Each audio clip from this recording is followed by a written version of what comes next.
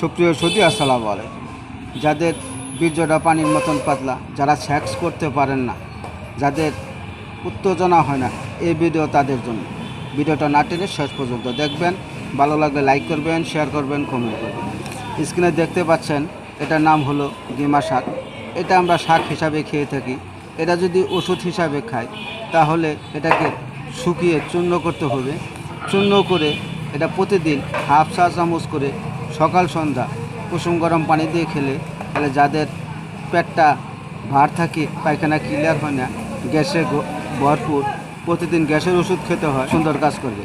আর যাদের লিঙ্গে রক্ত ঢোকে না, সেক্স করতে পারেন না, বীর্যটা পানির মতন পাতলা, তারা যদি এই শাকটাকে শুকিয়ে চূর্ণ করে এই চূর্ণের সাথে একটু অশ্বগন্ধা মিশিয়ে নিতে পারেন।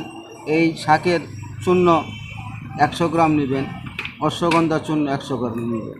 এই দুইটা একত্র করে আপনারা কাচের বয়ামে সংরক্ষণ করবেন। 1 চামচ পাউডার, 1 চামচ চিনি নিয়ে কুসুম গরম দুধের সাথে সেবন করবেন। এভাবে যদি সেবন করতে পারেন, যাদের বীর্যটা পানির মতন পাতলা, যারা সেক্স করতে পারেন না এবং যাদের উত্তেজনা হয় না, তাদের সুন্দর কাজ করবে। সকলের সুস্বাস্থ্য কামনা করে আজকে এখানে শেষ করছি। আসসালামু আলাইকুম রাহমাতুল্লাহ।